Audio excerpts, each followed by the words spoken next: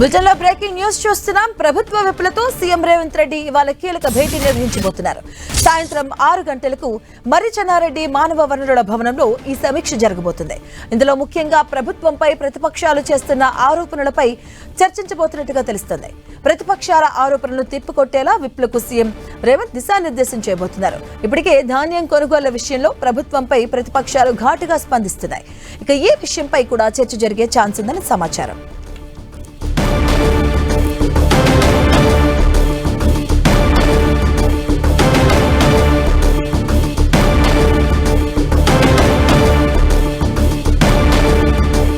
ఈ రోజు ప్రభుత్వ విపులతో సీఎం రేవంత్ రెడ్డి కీలక భేటీ నిర్వహించబోతున్నారు.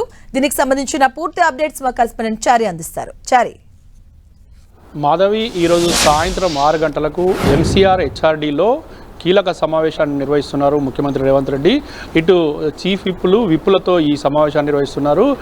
ఇప్పటికే ఒకవైపు ప్రతిపక్షాలు చేస్తున్న ఆరోపణలు, తీవ్ర స్థాయిలో చేస్తున్న ఆరోపణలు తిప్పికొట్టేందుకు కాంగ్రెస్ శ్రేణులకు ముఖ్యమంత్రి రేవంత్ రెడ్డి పిలుపునిచ్చారు. అదేవిధంగా క్షేత్రస్థాయిలో ప్రభుత్వ పథకాలు ప్రజలకు అందేలాగా చూడాలంటూ కూడా ముఖ్యమంత్రి పిలుపునిచ్చారు. ఈ నేపథ్యంలో ఇక పూర్తి స్థాయిలో అంటే ప్రతిపక్షాలు చేస్తున్న ఆరోపణలు తిప్పికొట్టే విధంగా ఈ సమావేశం నిర్వహిస్తున్నారు. ఈ సమావేశంలో ఇక విప్పులకు సంబంధించి విజయ రామారావు, అదేవిధంగా ఎన్ఎం శ్రీనివాసరెడ్డి, మరొక వైపు వేముల వీరేశము, ఆది శ్రీనివాస్, అడ్లూరి లక్ష్మణ్, అదేవిధంగా బీర్ల ఐలయ్య, రామచంద్ర నాయకు, ఇక మండలికి సంబంధించి మహేందర్ రెడ్డి, అద్దంకి దయాకరు, బల్మూరి వెంకట్ కూడా ఈ సమావేశంలో పాల్గొనబోతున్నట్లుగా తెలుస్తోంది. మొత్తానికైతే ఈ విప్పులతో నిర్వహించే ఈ సమావేశంలో అన్ని కీలక అంశాలపై ప్రధానంగా చర్చించబోతున్నారు. ప్రభుత్వంపై విమర్శలు చేస్తున్న ప్రతిపక్షాలు చేస్తున్న విమర్శలపై ఇందులో క్షులంకుషంగా చర్చించి ఒక దిశానిర్దేశం చేసే అవకాశం ఉంది.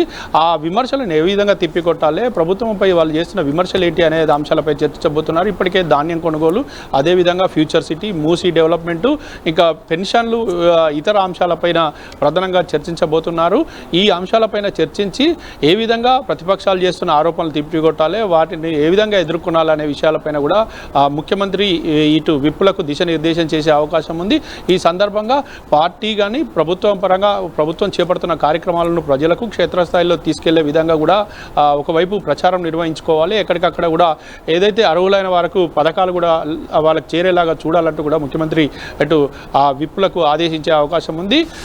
వీటి నేపథ్యంలో కూడా అందరినీ సమన్వయం చేసుకుంటూ, కాంగ్రెస్ శ్రేణులను సమన్వయం చేసుకుంటూ ముందుకు వెళ్లాలని కూడా సూచించే అవకాశం ఉంది. మాధవ్, అంటే చారి, నిన్న జరిగినటువంటి మీటింగ్ లో కూడా సీఎం కొంత అసంతృప్తిని వ్యక్తం చేశారు. ఎమ్మెల్యేలు కావచ్చు, ప్రజాప్రతినిధులు, అంటే సోషల్ మీడియాలో వ్యవహరించే తీరు పట్ల కూడా. సో దీనిపైన ఇప్పుడు జరుగుతున్నటువంటి రాజకీయ పరిణామాలపై ఎలాంటి నిర్ణయాలు ఉండే అవకాశం ఉంటుంది? ఖచ్చితంగా ఇప్పటికే ఒకవైపు ప్రభుత్వాన్ని ఎండగట్టేందుకు అవసరమైన విధంగా ఇటు బీఆర్ఎస్ కానీ బీజేపీ కానీ పూర్తి స్థాయిలో ఆరోపణలు చేస్తున్నాయి. ధాన్యం కొనుగోలు అంశాన్ని పెద్ద ఎత్తున వాళ్ళు రచ్చరచ్చ చేస్తూ వస్తున్నారు. ఈ క్రమంలో ప్రతిపక్షాల ఆరోపణలు, గత 10 ఏళ్ల బీఆర్ఎస్ హయాంలో ఏం జరిగింది, కేంద్రం అంటే బీజేపీ కేంద్ర ప్రభుత్వం రాష్ట్రానికి ఇచ్చింది ఏంటి, నిధుల విషయంలో కూడా ఒక క్లారిటీ ఇచ్చే విధంగా కాంగ్రెస్ నేతలంతా సిద్ధం కావాలి. ఒకవైపు ఎమ్మెల్యేలు కానీ, మంత్రులు కానీ, అదేవిధంగా విప్పులు కానీ, ఎమ్మెల్సీలు కానీ ఎవరైనా కూడా ఆ నేతలంతా కూడా పూర్తి స్థాయిలో పనిచేయాలి. ప్రభుత్వానికి ఎక్కడైతే నేతలు తిప్పి కొడుతున్నారో, ఎక్కడైతే ప్రభుత్వం విమర్శలు చేస్తున్నారో వారికి తగిన విధంగా వివరణ ఇవ్వాలి. వాటిపైన మళ్ళీ వాళ్ళపైన కూడా విమర్శలు చేయాలి అని చెప్పేసి కూడా ముఖ్యమంత్రి నిన్న ఆదేశించారు. అదేవిధంగా ఎవరైతే పనితీరు బాగలేదో వారందరిపైన కూడా ఆగ్రహం వ్యక్తం చేసినట్లు తెలుస్తుంది. ఈ రోజు కూడా ఈ విప్పులకు కూడా ఇదే విషయాలను ఆయన ప్రస్తావించే అవకాశం ఉంది, వాళ్ళకి సూచించే అవకాశం కూడా ఉంది.